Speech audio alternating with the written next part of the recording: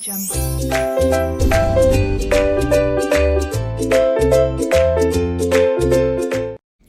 Hey, hi everyone, this is Mayank Kothari. Today we are going to start with our wonderful batch of SFM Strategic Financial Management for CA Final. 100 marks का पूरा paper है sir. Group 1 second paper 100 marks का. One of the scoring subject in the first group, एक है SFM और दूसरा है law. बच्चों में ये धारणा है कि ऑडिट में मार्क्स कितना भी पढ़ लो इंस्टीट्यूट वाले देते नहीं हैं. ऐसा नहीं है कि हम सॉल्व नहीं कर पाते या ऑडिट का सब्जेक्ट अच्छा नहीं है, सब कुछ बढ़िया है, लेकिन इंस्टीट्यूट पता नहीं क्या एक्सपेक्ट करती है और आज तक ये कोई पता नहीं कर पाया. तो मार्क्स थोड़े एवरेज मिलते हैं. बट SFM और लॉ ये दो पेपर ऐसे हैं जिसमें स्कोर किया जा सकता है. सो इन केस अगर FR यानी फाइनेंशियल रिपोर्टिंग और ऑडिट में आप उतना स्कोर नहीं कर पाते हैं तो एग्रीगेट या एग्जम्पशन लाने के लिए SFM और लॉ वाला पेपर आपको बहुत हेल्प करेगा. So this makes this subject exciting and इसमें हम फाइनेंस से रिलेटेड सब कुछ पढ़ने वाले हैं. बहुत सारा जो पार्ट है आपका सिलेबस का उसको मैं प्रैक्टिकल लाइफ से कनेक्ट करके बहुत सारी चीज़ें आपको बताने वाला हूँ. This being a regular batch, it deserves the reality वाला वर्ल्ड कि वहाँ पे क्या होता है क्या नहीं होता है, ये सब चीज़ों के बारे में भी आपको जानकारी मिले. मैं कुछ अजम्पशन लेके चलूँगा कि आप इंटरमीडिएट से आगे आए हैं और आपने इंटरमीडिएट पे FM ठीक से नहीं पढ़ा है, तो मैं रेफरेंस ज़रूर दूंगा इंटरमीडिएट में FM का जब जब ज़रूरत पड़ेगी कि चलो ये कॉन्सेप्ट SFM में इंस्टीट्यूट वहाँ से लेके आया तो आपने कहाँ पढ़ा था, वहाँ पे पढ़ा था, मैं ले जाके दिखाऊंगा भी सही आपको. बट मैं वो कॉन्सेप्ट को एक बार फिर से ओवरव्यू ज़रूर दे दूंगा यहाँ पे. हो सकता है आप में से बहुत सारे बच्चे बहुत अच्छे से पढ़ के आए हैं FM ECO का जो सब्जेक्ट था. हो सकता है बहुत कम नॉलेज हो आपको FM ECO का, बस पास हो गए आगे. तो मैं एक एवरेज स्टूडेंट के हिसाब से उसमें चलूँगा, जिसमें ये मान के चलूँगा कि आपको बहुत कम या नॉलेज नहीं है उस कॉन्सेप्ट का. तो कॉन्सेप्ट बता दूंगा, फॉर्मूला बता दूंगा, आगे अपन बढ़ेंगे. ठीक है, एक तो ये चीज़ हो गया. अब इसके बाद में मैं आपका इस वीडियो में बहुत सारी चीज़ें बताने वाला हूँ. बहुत सारी चीज़ें हैं जो आपको पूरी की पूरी रेगुलर बैच को समझने में और प्रॉपर अप्रोच फॉलो करने में मदद करेगा. इसके बाद आपको रिवीजन या क्लास ख़त्म होने के बाद में भी क्या अप्रोच फॉलो करना है, ये सब चीज़ें आपको इस वीडियो में समझ में आ जाएगी. असली मज़ा तो शुरू होगा जब हम पहला चैप्टर शुरू करेंगे सर. ठीक है, बट एक बेसिक चीज़ें आपको ओवरव्यू बताना ज़रूरी है. तो सबसे पहले चीज़ जो ध्यान देनी आपको ज़रूरी है वो है सर कि सब्जेक्ट में चैप्टर्स क्या क्या है. आपका ये SFM का पेपर है और SFM के पेपर में टोटल मिला के 14 चैप्टर है, 14 चैप्टर्स. ठीक है, इसमें से कुछ प्रैक्टिकल चैप्टर है, कुछ थ्योरी चैप्टर है, कुछ बड़े चैप्टर्स है सर और कुछ छोटे चैप्टर्स है. तो मैं ऊपर से आपको बता देता हूँ, मार्किंग कर लेंगे हम. इसके बाद में आपको क्या क्या मटेरियल मिलेगा, कब कब मिलेगा और क्या कहते हैं मेरा अप्रोच क्या होगा, लेक्चर्स में अप्रोच क्या होगा, आपको किस तरीके से पढ़ना है, सब कुछ बताऊंगा.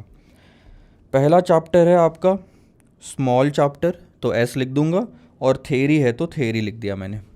ठीक है, तो आपके पास अगर ये होगी, अभी जैसे जिस टाइम पे बैच चलेगी उस टाइम पे शायद थोड़ा टाइम लगेगा आपको ये पहुंचने में, बट एक बार जून जुलाई ख़त्म हो जाता है उसके बाद आप ये लेक्चर्स खरीदते हैं तो आपको ये ऑलरेडी मिला होगा, उसमें मार्किंग कर लेना. तो small chapter theory.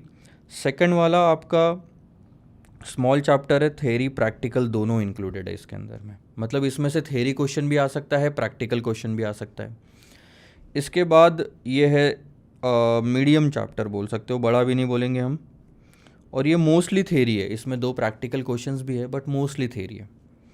Security valuation बड़ा चैप्टर है, लार्ज, और ये प्रैक्टिकल चैप्टर है. पोर्टफोलियो मैनेजमेंट बड़ा चैप्टर है, प्रैक्टिकल चैप्टर है. थ्योरी इसका मतलब ऐसा नहीं है कि इंक्लूडेड नहीं है, इनके अंदर भी थ्योरी इंक्लूडेड है.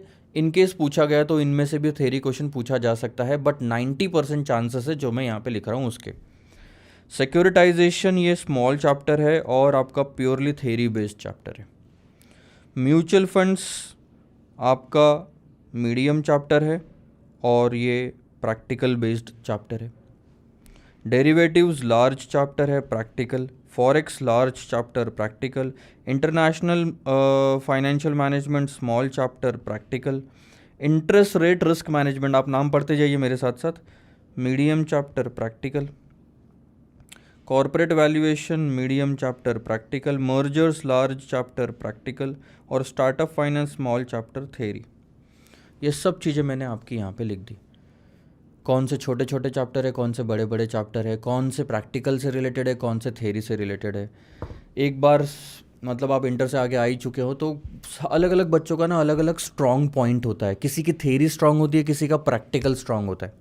यहाँ पे आपको प्रैक्टिकल स्ट्रॉन्ग रखना ज़रूरी है, ये चीज़ मान के चलिए। अच्छा, आगे चैप्टर्स के नाम एक बार देख लेते हैं। Financial policy and corporate strategy, risk management, security analysis, security valuation, portfolio management, securitization, mutual funds, derivatives analysis and valuation, forex, international financial management, interest rate risk management, corporate valuation, mergers and acquisition और startup finance. ये 14 chapter हो गए। इसके बाद weightage भी दिया हुआ है कि ये जो पहले 2 छोटे चैप्टर है उसमें 5 से 10% टोटल मार्क्स का पूछा जाएगा। ये वेटेज एक्चुअल ऐसा ही आएगा ऐसा नहीं है। इंस्टीट्यूट भी क्लैरिफाई करता है कि हमने वेटेज आपके रेफरेंस के लिए दिया है, ज़रूरी नहीं है हर बार इतने ही मार्क्स का इन दोनों में से पूछा जाएगा, ऊपर नीचे कुछ भी हो सकता है। टोटल पेपर जो आता है वो 120 मार्क्स का आता है ऑप्शनल क्वेश्चन के साथ, उसमें से 100 मार्क्स का आपको सॉल्व करना ज़रूरी होता है। ठीक है, तो ये जो 5 से 10% है ये लगेंगे सर 120 पे। ठीक है, चलिए 10% भी मान के चले तो तकरीबन 12 मार्क्स के क्वेश्चन इसमें से पूछे जा सकते हैं।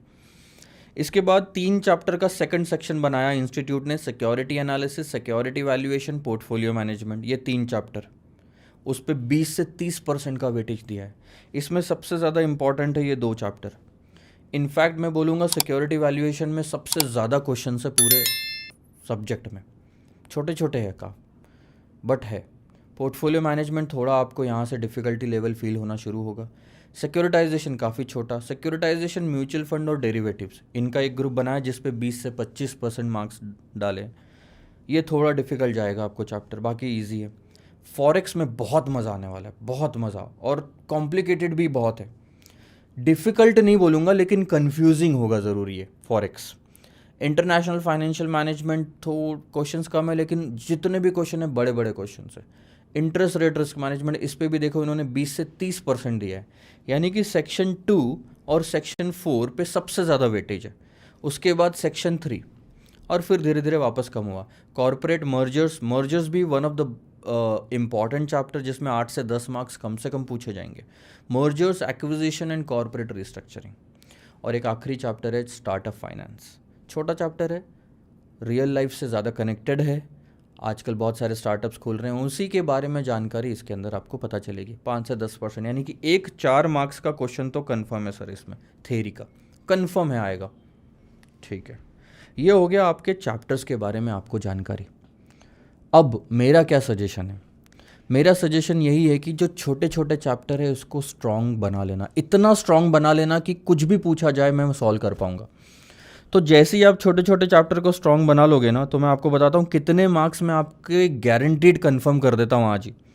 4 मार्क्स इसमें पूछे जाना कंफर्म है। ठीक है, ये भी छोटा है, इसमें 4 से 8 मार्क्स का आएगा। थ्योरी आई तो 4, प्रैक्टिकल आया तो 8। ठीक है, इसके बाद ये बहुत ईजी जाएगा, इसके बाद ये भी बहुत ईजी जाएगा आपको, इसके बाद ये बहुत ईजी जाएगा।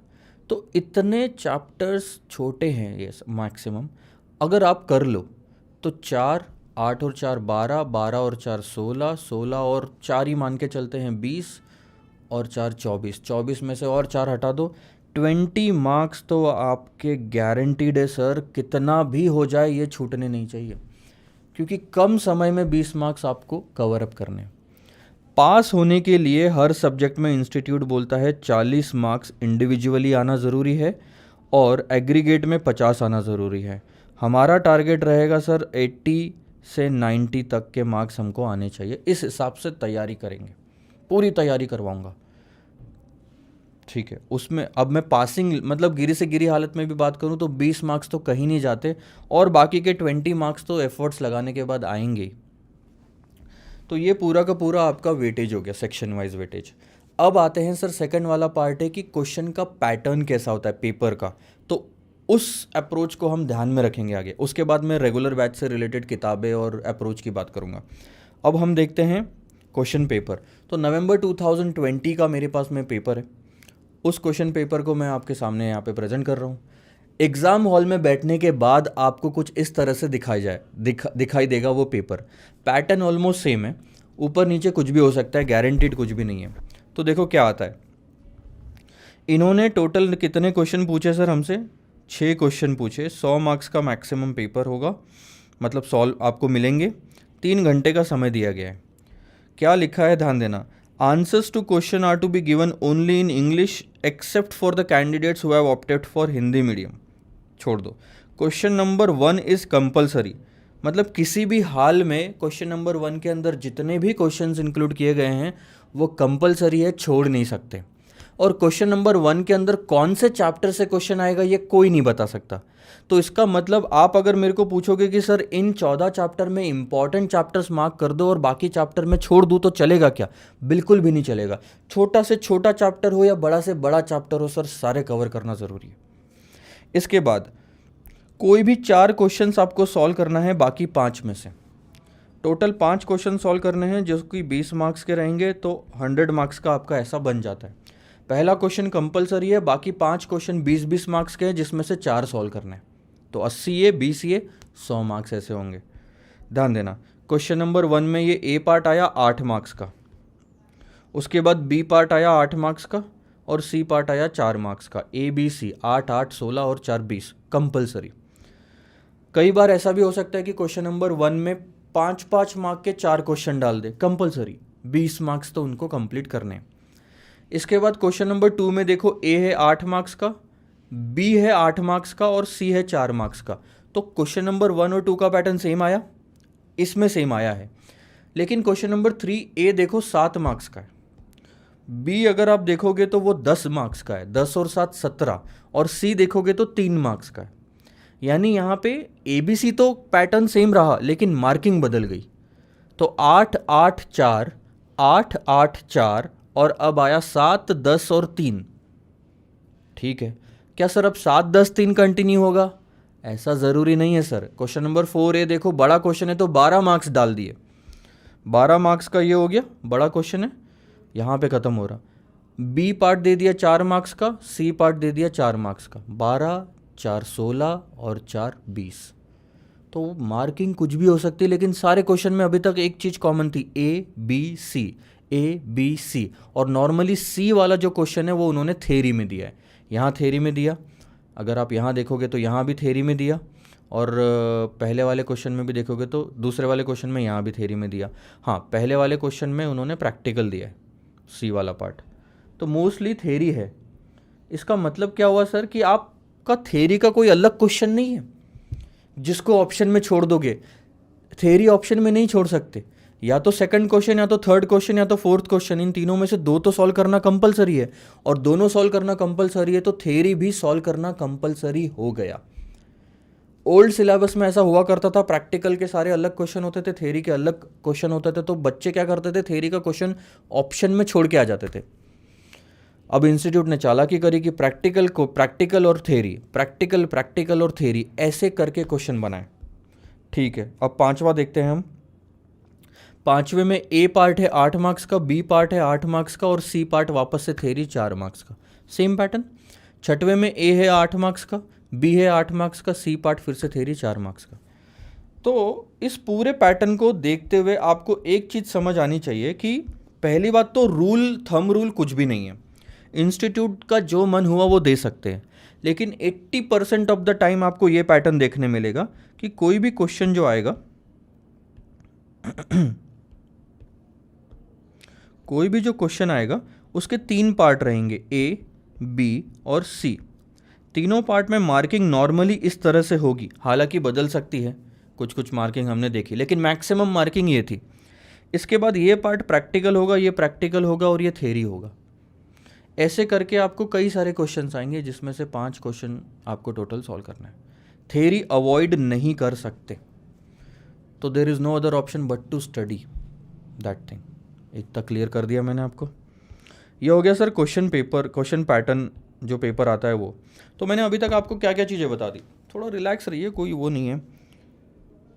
आपको मैंने वेटेज बता दिया, आपको मैंने बता दिया क्वेश्चन का पैटर्न क्या होगा। अब अपनी बैच की बात करते हैं। अभी तक तो मैं इंस्टीट्यूट के मटेरियल की बात कर रहा था कि क्या क्या इंस्टीट्यूट कवर कर रहा है। अब अपनी बैच की बात करते हैं सर कि आपको क्या क्या मटेरियल मिलेगा। बहुत सारी चीज़ें हैं जो आपको इस पॉइंट पे समझना ज़रूरी है।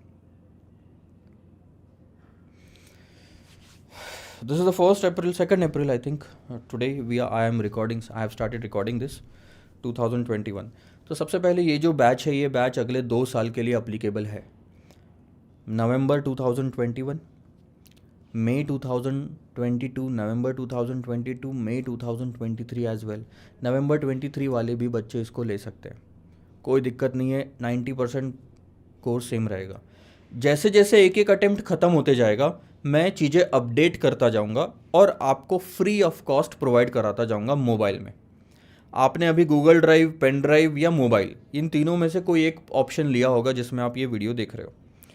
मोबाइल लिया है कोई दिक्कत नहीं, लेकिन अगर गूगल ड्राइव, पेन ड्राइव लिया है तो जितना आपको अभी रेगुलर बैच में मटेरियल मिल रहा है वो सारा का सारा लैपटॉप में आप फ्रीली देख सकते हैं। फ्रीली मतलब पैसे दिए हैं आपने उस चीज़ के, देख सकते हैं। एक बार वैलिडिटी ख़त्म हो गई, दूसरा या तो आपका अपडेट आया, ये दोनों चीज़ें सर आपको सिर्फ मोबाइल में मिलेगी। वैलिडिटी ख़त्म होने के बाद एक्सटेंशन जब आप कराते हो कि सर मेरे को एक्सटेंड कराना है 1.5-2 साल बाद, 2 साल का कोर्स ले लिया आपने, 1 साल का कोर्स ले लिया, उसके बाद आपको एक्सटेंड कराना है, तो एक्सटेंशन इज़ ऑल्सो पॉसिबल, लेकिन वो एंड्रॉयड में एक्सेस मिलेगा आपको। उसके बाद अपडेट जितने भी आएंगे हर अटेम्प्ट के बाद में एक एक अटेम्प्ट के क्वेश्चन इंक्लूड करने पड़ेंगे, वो आपको 2-3 घंटे, 5 घंटे, 10 घंटे मैक्सिमम रहेगा, वो भी एंड्रॉयड में मिलेगा। ठीक है, एक इतनी क्लैरिटी आ गई। एक चीज़ याद रखो सर, मैं जब तक आप पास नहीं होते तब तक मेरा साथ है आपको, तब तक आपके पास वीडियोस का एक्सेस किसी न किसी तरह से मिलता जाएगा। एक्सटेंशन के नॉर्मली पैसे कम रहते हैं या कभी कभी फ्री रहता है, तो वो टाइम पे डिपेंड करेगा। पैसे बहुत कम रहेंगे अगर रहेंगे भी तो। रेगुलर बैच में आपको क्या क्या मटेरियल मिलेगा? सबसे पहले तो आपको सर कंपाइलर्स मिलेगी, ये सबसे इम्पॉर्टेंट आइटम है, सबसे इम्पॉर्टेंट आइटम है जो 70-80% बोल सकते हो, आपके 80 से 84% मार्क्स कवर करेगा।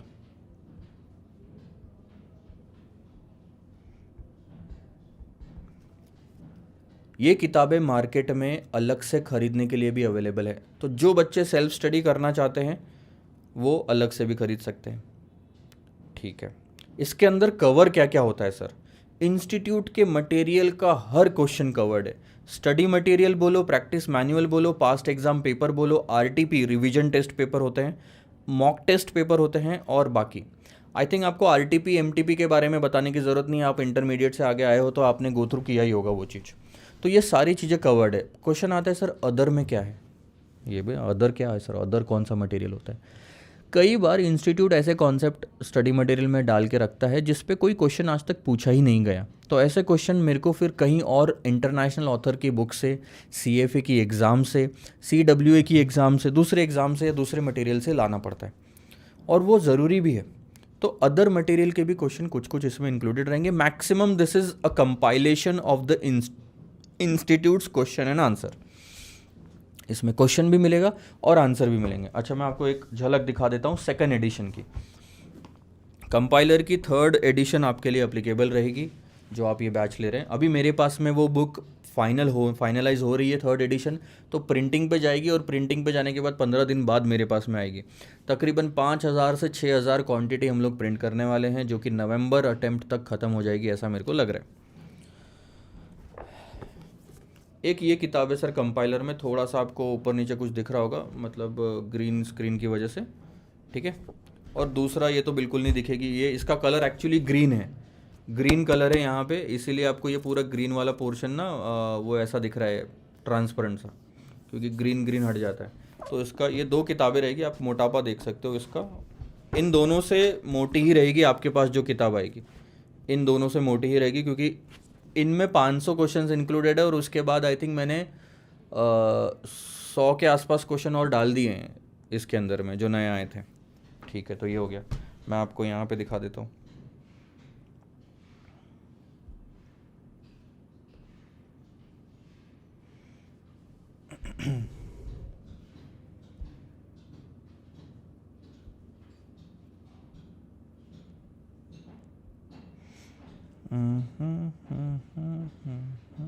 ये रहा, आप देख सकते हो, ये है एक कंपाइलर।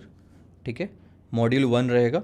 इसके अंदर में कुछ म्यूचुअल फंड तक 7 चैप्टर तक इसके अंदर इंक्लूडेड रहेंगे, और वो दूसरी कंपाइलर उधर में ग्रीन वाली। ये 2 कंपाइलर आपको आएगी। ये सबसे मोटी बुक रहेगी आपके सारे बुक्स में। इसके अंदर में होता क्या है मैं आपको एक बार झलक भी दिखला देता हूँ, क्योंकि ये वीडियो मैंने यूट्यूब पे भी अपलोड करना है, तो बच्चों को पता होना चाहिए ख़रीदने के पहले कि वो क्या चीज़ खरीद रहे हैं, क्या पैटर्न रहने वाला है, एवरीथिंग। तो ये वॉल्यूम 1 हो गया। इसमें कुछ इस तरह से स्टार्टिंग रहेगी। पुराने एग्ज़ाम का जितना भी डिटेल रहेगा वो रहेगा यहाँ पे, कि कितने कौन से चैप्टर से कितने क्वेश्चंस पूछे गए हैं। इसके बाद यहाँ से चालू होता है सर आपका मेन मटेरियल। तो कुछ इस तरह से कलर्ड रहेगा। पहली बात तो चैप्टर 1 रहेगा, इसमें फिर ये क्वेश्चन थेरी जितनी भी है क्वेश्चन आंसर फॉर्मेट में मैंने कन्वर्ट कर दी है, तो that will be easy for you. Her question के नीचे रेफरेंस रहेगा कि ये क्वेश्चन एग्जाम में या इंस्टीट्यूट के मटेरियल में कौन सी जगह पे कब और कितने मार्क्स के लिए पूछा गया, हर क्वेश्चन के नीचे। तो ये तो खैर थेरी चैप्टर है, कुछ 7-8 पेजेस में ये ख़त्म हो जाएगा। उसके बाद ये सेकंड चैप्टर रिस्क मैनेजमेंट, ये मैं सब सॉल्व करवा चुका हूँ, इसलिए रेड से आपको मार्किंग दिखेगी इसमें। मैं कुछ ऐसी जगह लेके जाता हूँ जहाँ पे मार्किंग ना हो या कम हो। ऑलमोस्ट सब पे मार्किंग ही है। ठीक है, कोई बात नहीं, आप ये रेड वाला पोर्शन हटा के समझ के चलो। इस तरह से सर प्रैक्टिकल क्वेश्चंस रहेंगे। प्रैक्टिकल क्वेश्चन जैसे क्वेश्चन नंबर 31 आया, इसमें ये क्वेश्चन आया और ये आंसर आया यहाँ पे। ठीक है, इस तरह से जो भी फाइनल आंसर रहेगा हर क्वेश्चन का वो मैंने हाईलाइट किया हुआ रहेगा, ताकि आपको फटाफट मिल जाए। ये क्यों हाईलाइट किया है, अपन एक कोई अप्रोच फॉलो करने वाले हैं पढ़ने के लिए, उसके लिए ये बहुत ज़्यादा ज़रूरी है। तो इस तरह से सर सारा आपका मटेरियल रहेगा। आपको इसके कुछ सैम्पल पेजेस देखने हैं तो कॉन्फ्रेंजा की MCQ ऐप या कॉन्फ्रेंजा वेबसाइट में बुक सेक्शन में कंपाइलर देखोगे तो उसमें कुछ 5-10 पेजेस मैंने सैम्पल बेसिस पे अपलोड किए हुए हैं, तो you will get an idea.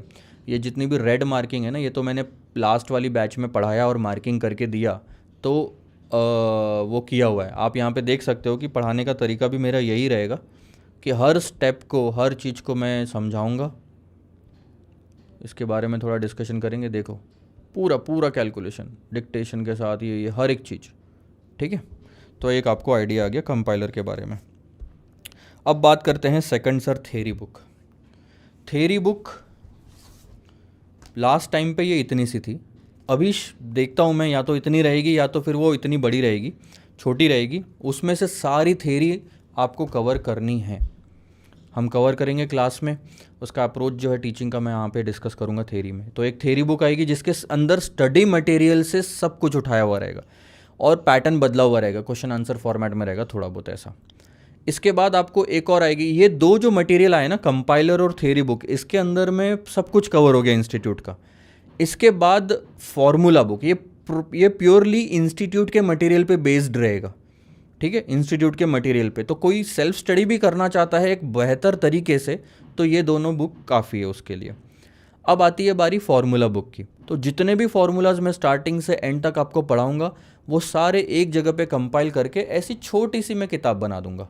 अभी तक कोई फार्मूला बुक नहीं जाती थी मेरी, इस बार फार्मूला बुक जाएगी एक ऐसी छोटी सी किताब में। आप देख सकते हो, अगर मैं मेरे हाथ पे रखूँ तो ये ऊपर की उंगली है और ये मेरा पाम यहाँ पे, यहीं पे कंप्लीट हो जाती है ये किताब। ठीक है, या फिर ऐसा कैसे दिखा सकते हो, ये लो आप कंपेयर कर सकते हो। उसके बाद आएगा sir summary charts. Summary charts में कुछ इस तरह के, अच्छा ये भी येलो में है इसलिए आपको दिख नहीं रहा, कुछ इस तरह के चार्ट आपको आएंगे जिसके अंदर में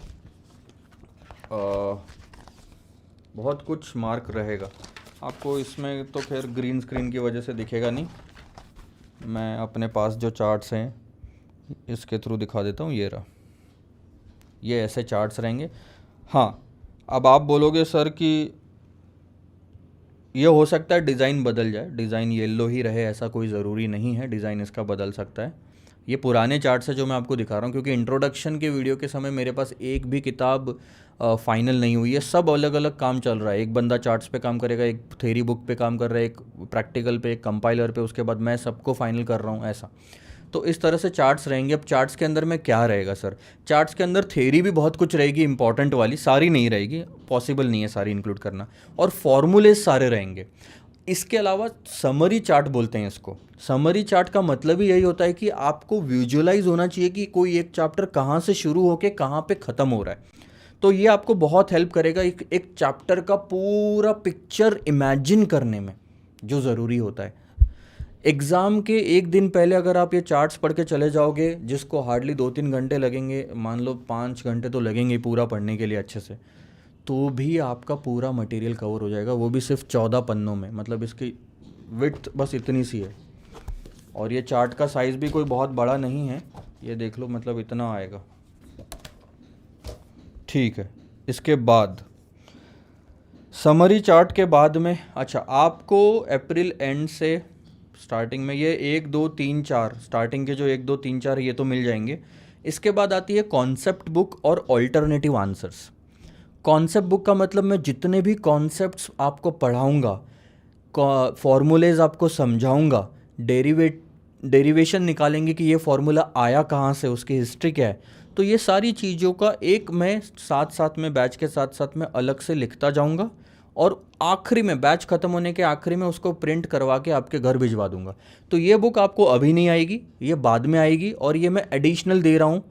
मान के चलिए कि मतलब ये एक्चुअल में इंक्लूड करनी नहीं चाहिए थी, बट अब बच्चों की रिक्वेस्ट है तो मैंने सोचा चलो लिखना तो है ही रेगुलर बैच में, तो उसको इकट्ठा करके मैं बाद में आपको एक बुक बना के भेज दूंगा। तो मे भी इसकी फॉर्मेटिंग उतनी अच्छी ना हो।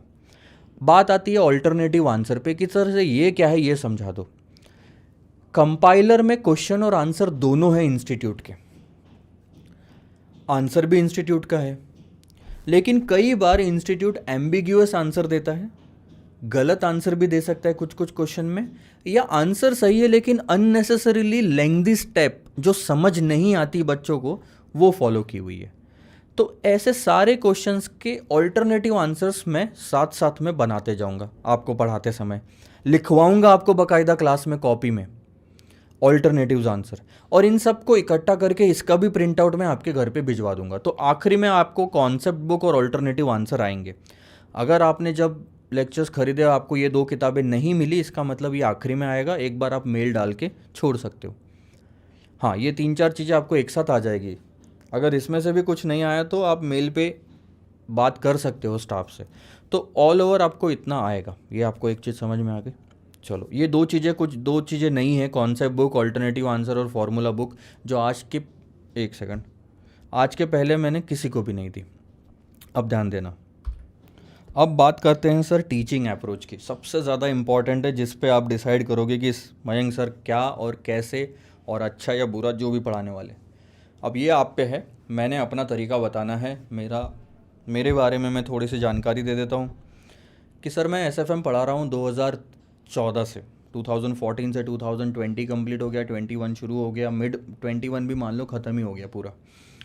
तो हो चुके हैं 6-7 साल हो गए एसएफएम पढ़ाते हुए।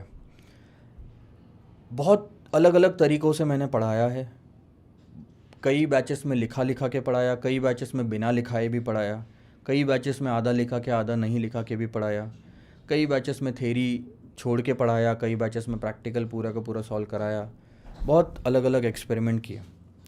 बट जब बच्चा क्लास ख़त्म होती है तब बहुत बार तो अच्छा ही बोलता है कि सर बहुत बढ़िया पढ़ाते हो आप, ये करते हो वो करते हो।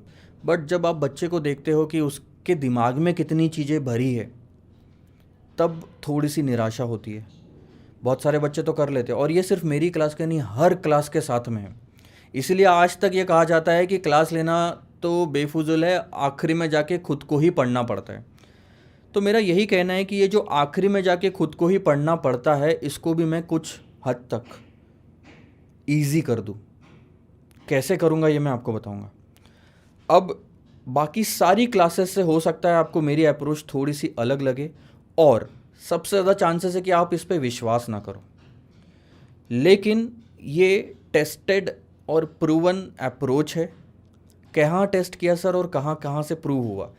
सेम अप्रोच मैंने फास्ट ट्रैक बैच में जो इसके पहले रिकॉर्ड करी थी और मार्केट में बच्चों को दिया, तो मैंने वही अप्रोच फॉलो किया और बच्चों का अच्छा रिस्पॉन्स आया है। अप्रोच को समरी में मैं आपको बता देता हूँ कि मुझे आप एक गाइडेंस के तौर पे लेना, और सारी की सारी चीज़ें मैं आपको पढ़वा के ले लूँगा, आपसे पढ़वा के ले लूँगा।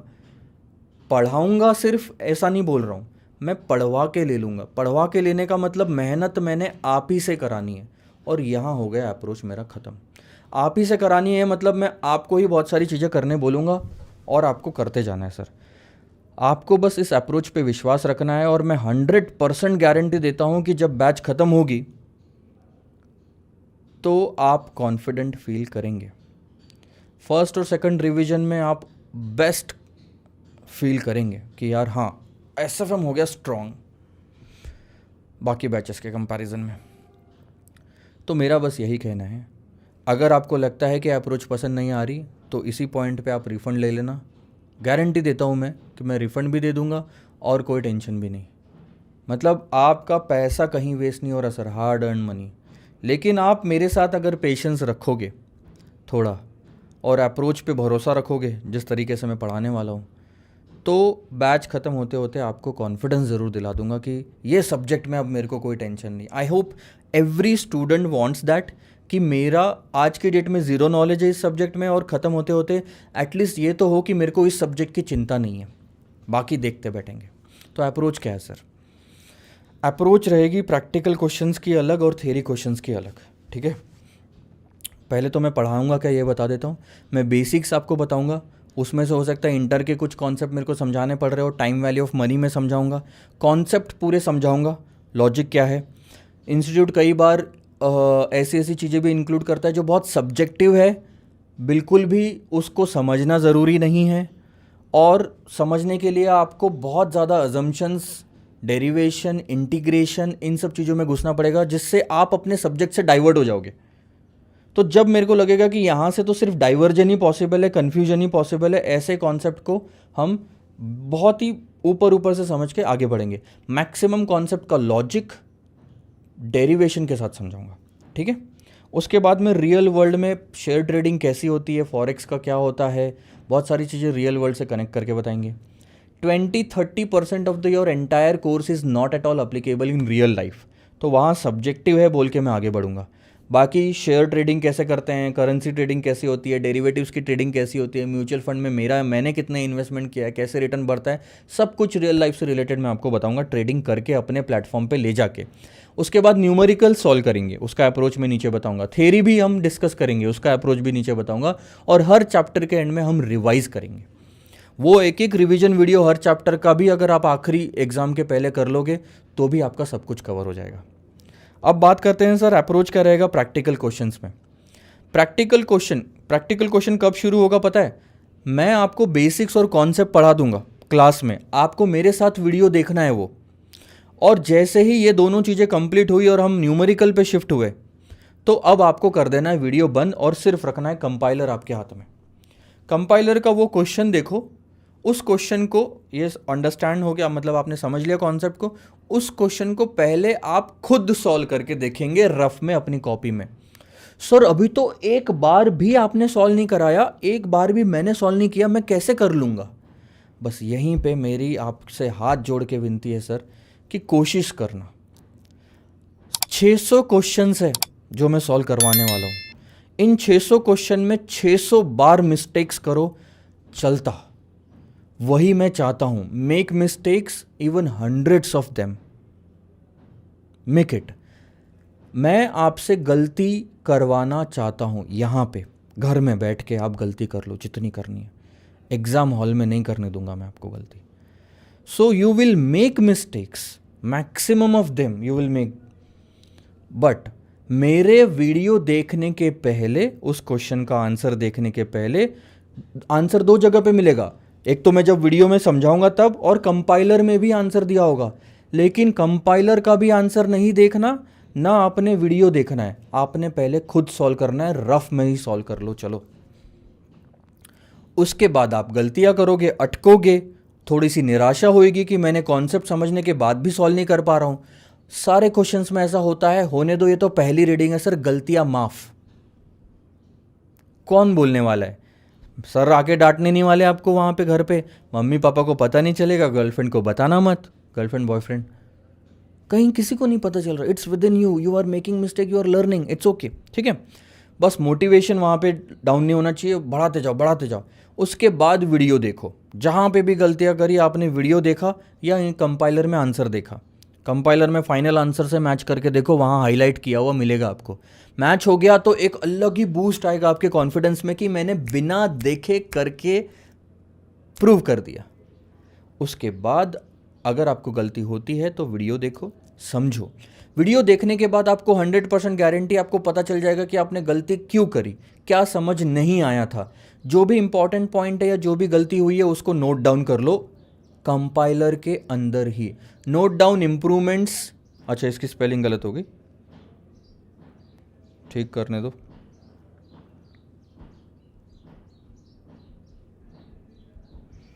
एंड डिफ़िकल्ट एरियाज, जितना भी डिफ़िकल्ट पॉइंट लगा आप नोट डाउन करो। कैसे नोट डाउन करते हैं सर? मैं आपको क्लास में भी बताऊंगा। जब आप वीडियो देखोगे ना, उसका पर्टिकुलर किसी भी क्वेश्चन का जब मैं वीडियो समझा रहा हूँ, आंसर समझा रहा हूँ, तो मैं आपको बताऊंगा ज़रूर, और ये भी बोलूँगा कि मार्किंग करनी है सर। ये तो आई थिंक दूसरा है, ये रहा। जैसे फॉर एग्जांपल ले लो, यहाँ पे मैंने बताया था कि देखो ये कांस्टेंट ग्रोथ को अंडरलाइन करना और डिविडेंड पॉलिसी चेंज नहीं हुई है उसको अंडरलाइन करना। तो इस क्वेश्चन में वो इम्पॉर्टेंट था इसलिए अंडरलाइन करवाया, ठीक है। तो ऐसी चीज़ें इंपॉर्टेंट करना और ये सारी प्रोसेस रिपीट करना हर क्वेश्चन के लिए। बस इतना अगर आपने कर लिया, मैं 100% गारंटी देता हूँ you will feel confident at the end of the batch. क्योंकि आप गलतियाँ नहीं करते हो, गलती नहीं करी, कोशिश नहीं करी, तो आपको कॉन्फिडेंस आएगा ही नहीं आखिरी में। तो इस बैच में ऐसा होगा सर, इस क्लास में ऐसा होगा as compare to all the other classes कि सर के पढ़ाने के पहले आप ट्राई करोगे, गलतियाँ करोगे, फिर सर बताएंगे, फिर सर के हिसाब से आपको ठीक करना होगा। इट विल टेक टाइम, क्योंकि जो क्वेश्चन मैंने कराया होगा लेट्स से आधे घंटे में, उस क्वेश्चन को आपको 15 मिनट तो लगेंगे ही लगेंगे। तो 200 घंटे के वीडियोस के लिए आपको 300 घंटे देने पड़ेंगे, 1.5 गुना टाइम। तो टाइम तो सर इंक्रीज़ होगा, लेकिन एक बार इन्वेस्ट करना है लाइफ में, गलतियां बार बार नहीं करनी और एग्ज़ाम में बिल्कुल नहीं करनी, तो यहाँ कर लो चलेगा। तो रेगुलर बैच है, थोड़ा टाइम तो लगेगा सर, लेकिन पेशेंस आपको रखना है। ये हो गया हमारा प्रैक्टिकल क्वेश्चंस का अप्रोच। प्रैक्टिकल क्वेश्चंस में एक और चीज़ बता देता हूँ जो आपको ध्यान में रखनी है, क्योंकि 600 क्वेश्चंस कवर कराने मैंने, और इसके अलावा आपको सही तरीके से भी कराना है, रिवीजन भी कराना है, थ्योरी भी मैक्सिमम कवर करवानी है। तो ऐसे ही इसमें मैं क्वेश्चन का जो इंस्टीट्यूट ने यहाँ आंसर दिया हुआ है, लेट्स टेक एन एग्जांपल, कोई भी एग्जांपल के तौर पे कोई भी एक क्वेश्चन लेते हैं, एक ही पेज पे जो होगा मैं वो ले लेता हूँ।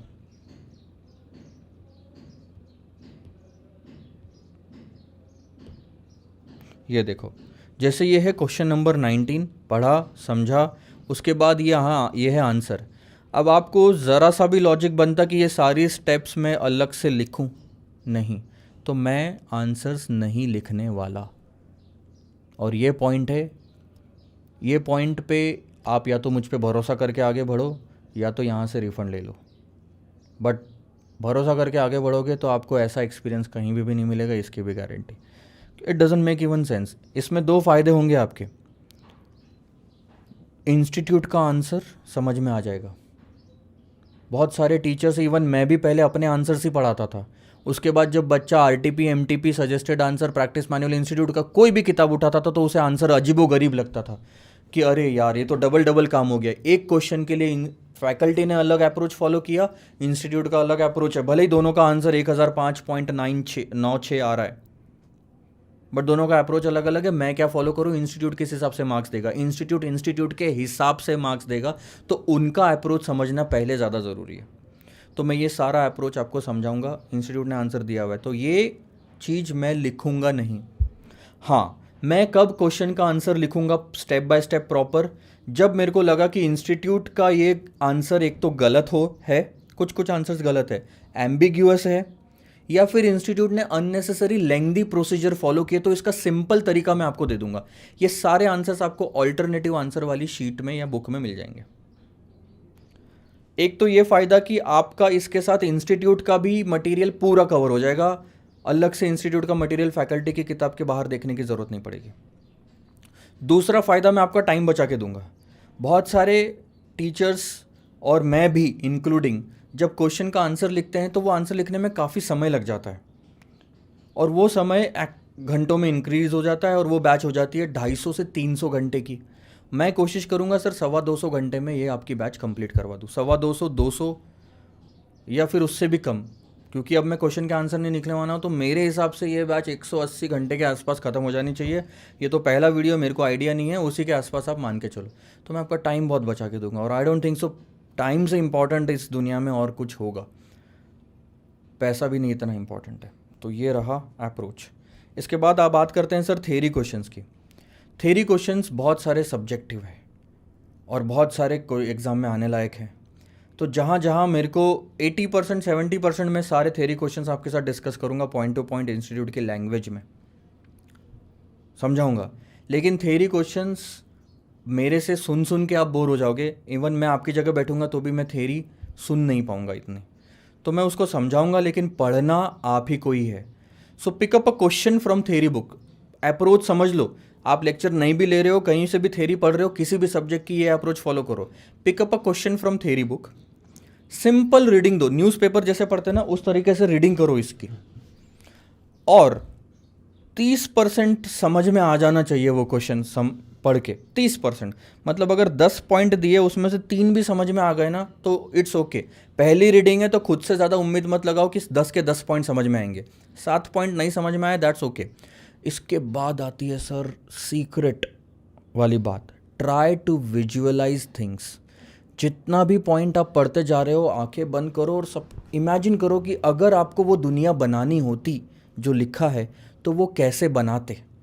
विजुअलाइज करना सबसे ज़्यादा इंपॉर्टेंट है। आपकी थ्योरी मैं स्ट्रॉन्ग करा के दे दूंगा। अगर आपने ये पॉइंट छूट गया तो आप थ्योरी में अटेम्प्ट नहीं कर पाओगे सर, मैं गारंटी देता हूँ। रट सकते हो, रटना है तो विजुअलाइज करोगे तो रटने की ज़रूरत नहीं पड़ेगी। अंडरलाइन करो उसके बाद, या हाईलाइट करो जो भी इंपॉर्टेंट पॉइंट लगता है। मैं समझा देता हूँ आपको। ये है, मान लो थ्योरी का मैं थोड़ा अलग बुक रहेगा, ये पुराना एडिशन आपको दिखा रहा हूँ। जैसे ये है, अब अगर इतना है तो लॉन्ग टर्म, इस पर्टिकुलर पहले पॉइंट में लॉन्ग टर्म वर्ड काफ़ी इंपॉर्टेंट था तो मैंने इसको बोल्ड करके दे दिया। आप बोल्ड थोड़ी कर पाओगे, आप या तो इसको ऐसे अंडरलाइन करोगे या तो आप हाईलाइट करोगे। तो या तो हाईलाइट करो या तो अंडरलाइन करो, करते जाओ साथ साथ में, आखिरी में बहुत काम आएगा। एक बार पूरा पढ़ने के बाद में जब आप रिवीजन करने आओगे ना तो सिर्फ आप लॉन्ग टर्म पढ़ोगे और आपको पूरा पॉइंट समझ में आ जाएगा। सिर्फ अनसर्टनिटी पढ़ोगे, आपको पूरा पॉइंट समझ में आ जाएगा। It will lead to time saving and increase in revision. उसके बाद रिपीट करो सेम प्रोसीजर नेक्स्ट क्वेश्चन के लिए। पकड़ो, पढ़ो, विजुअलाइज, अंडरलाइन एंड हाईलाइट, आगे बढ़ो। और इस तरह से, ये तो हो गई सारे थ्योरी बुक की एक रीडिंग। इस तरह से मिनिमम 4 रीडिंग आपको कंप्लीट करनी है एग्जाम के पहले। ये चीज़ याद रखना, एग्जाम के पहले 4 रीडिंग कंप्लीट हो जानी चाहिए। अब एक और बात, जब आप ये बैच ले रहे हो, मैं मान के चलता हूँ एटलीस्ट 1.5 साल पहले तो एग्ज़ाम के आप बैच ले रहे हो, तो हर पहला रिवीजन, दूसरा, तीसरा और ये चौथा एग्ज़ाम के पहले और यहाँ आप पढ़ने जाओगे तो इनमें 3 महीने का गैप होना चाहिए पहले 3 रीडिंग में। पहली रीडिंग आज की तो उसके एटलीस्ट 3 महीने बाद, 5 महीने बाद, 6 महीने बाद दूसरी रीडिंग करनी है। उसके 3, 5, 6 महीने बाद तीसरी रीडिंग करनी है। तो ये तीसरी रीडिंग और चौथी रीडिंग मोस्टली मेरे को लगता है आपके आखिरी के 3 महीनों में फंसेगी, और ये उसके पहले हो जानी चाहिए 2 बार रीडिंग देना है। खुद से एक्सपेक्टेशन मत रखना कि याद रहेगा, पॉइंट याद नहीं रखो। मैं आखिरी में बताऊंगा कि थ्योरी के पॉइंट याद नहीं भी रहेंगे और आप फिर भी सॉल्व कर पाओगे और लिख पाओगे एग्ज़ाम हॉल में। और ये तो बिल्कुल एग्ज़ाम के लास्ट महीने में, एग्ज़ाम के जस्ट 1 महीने के पहले की रीडिंग रहेगी, तो इसमें चिंता करने की ज़रूरत नहीं, फटाफट कंप्लीट हो जाएगा। ये आपको फॉलो करना है। So this is the approach in theory question that we are going to follow. इस तरह से सर सब कुछ हम कवर करने वाले हैं। बहुत कुछ मैंने बताया आपको, और ये सब चीज़ें एक एक करके इंपॉर्टेंट है। अब विजुअलाइजेशन का मैं आपको पावर बता देता हूँ एग्जांपल के तौर पे। लेट्स टेक एन एग्जांपल कि एक ज़माना था जहाँ पे मोबाइल फ़ोन नहीं हुआ करता था, ठीक है। तो मेरे को बस एक चीज़ बताओ कि जिसने भी पहला मोबाइल फ़ोन बनाया या ऐसा बनाया, उसने क्या सोचा होगा? पंखा, पहले पंखे अगर नहीं हुआ करते थे, ऐसे ऐसे ऐसे ऐसे करके हवा लगानी पड़ती थी, तो किसी न किसी ने तो पहले सोचा होगा ना कि ऐसा कुछ बनाते हैं। उसकी इमेजिनेशन से ये चीज़ इन्वेंट हुई है। उसके बाद लोगों ने तो सिर्फ इसको कॉपी किया है।